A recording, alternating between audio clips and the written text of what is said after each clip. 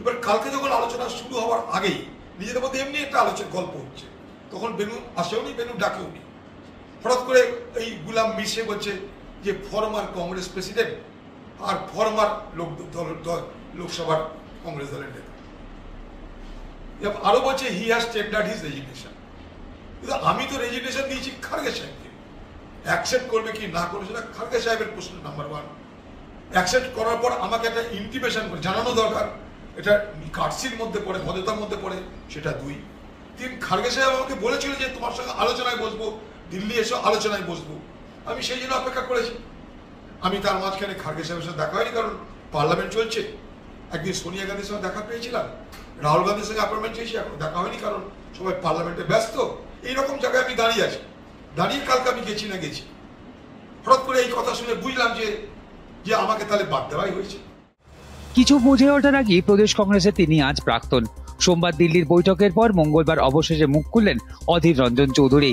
কংগ্রেস নেতার দাবি, বৈঠক শুরুর আগেই প্রদেশ কংগ্রেস সভাপতির পদ থেকে তাকে প্রাক্তন ঘোষণা করে দেন পশ্চিমবঙ্গের ভারপ্রাপ্ত কংগ্রেস নেতা গুলাম মীর, যা তাকে হতাশ করেছে বলেও এদিন জানিয়েছেন অধীর। কারণ এই পদে ইস্তফা তিনি অনেক আগেই কংগ্রেস সভাপতি মাল্লিকার্জুন খার্গের কাছে পাঠিয়ে দিয়েছিলেন। খার্গে তাকে আশ্বাস দিয়েছিলেন দিল্লিতে এই ব্যাপারে তার সঙ্গে কথা বলবেন।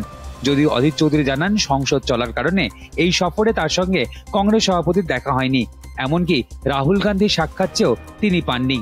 রাজনৈতিক মহলের মতে বাংলায় তৃণমূলের সঙ্গে জোট না হওয়ার জন্য কংগ্রেস হাইকমান্ডের একাংশ কার্যত অধীরকেই দায়ী করেছিলেন। দূরত্ব বেড়েছিল দলের শীর্ষ নেতৃত্বের সঙ্গে। এদিন বহরমপুরের কংগ্রেস নেতা জানিয়েছেন, তাকে সামনে রেখে রাজ্যে জোট যে সম্ভব নয় তা অনেক আগেই কংগ্রেস সভাপতিকে জানান তিনি। তবে দুঃখ, কংগ্রেস সভাপতি তার কথা একবারও শুনতে চাইলেন না। খার্গে সাহেব সভাপতি হওয়ার পর বাকি এমনি সব অস্থায়ী হয়ে যায়। তারপরে ভোটে খারাপ ফলের জন্য যেটা আপনি বলছেন, সেটা সব সভাপতি বলে আমিও বলেছি। আমার খারাপ লেগেছে, তার আগের নানা মন্তব্যে খারাপও লেগেছে আমার, সব মিলিয়ে আমি বলেছিলাম, আমার খারাপ লাগাটাকে প্রকাশ করেছিলাম যে ভাই যদি না পোষা আমাকে নিয়ে আপনারা আমাকে সরিয়ে দিতে পারেন। আমি তো পার্টির ভালো যেটা বলতে পারবো, আমি কর্মী, পশ্চিমবঙ্গের কর্মীদের আমি অবস্থা জানি। পশ্চিমবঙ্গের কর্মীদের উপর অত্যাচার হচ্ছে, সন্ত্রাস হচ্ছে, তাদের বিভিন্নভাবে হিংসার শিকার হতে হচ্ছে। এটা বাংলার প্রত্যেকটা জেলার প্রত্যেকটা কংগ্রেস কর্মী তাদের তিক্ত অভিজ্ঞতা থেকে তারা সবাই জানে। তা আমি কর্মীদের বলতে হবে, কর্মীদের বলতে গেলে আমাকে তৃণমূলের বিরুদ্ধে বলতেই হবে। তাই পশ্চিমবঙ্গে আমি রাজনীতি করতে গেলে তৃণমূলের বিরুদ্ধে বলতেই হবে। এখন সে বলার মধ্যে কি ভুল আমার জানা নেই। 1991 সালে বহরমপুর থেকে প্রথমবারের কংগ্রেস সাংসদ অধীর চৌধুরী। তখন তিনি কংগ্রেসের সদস্যই নন।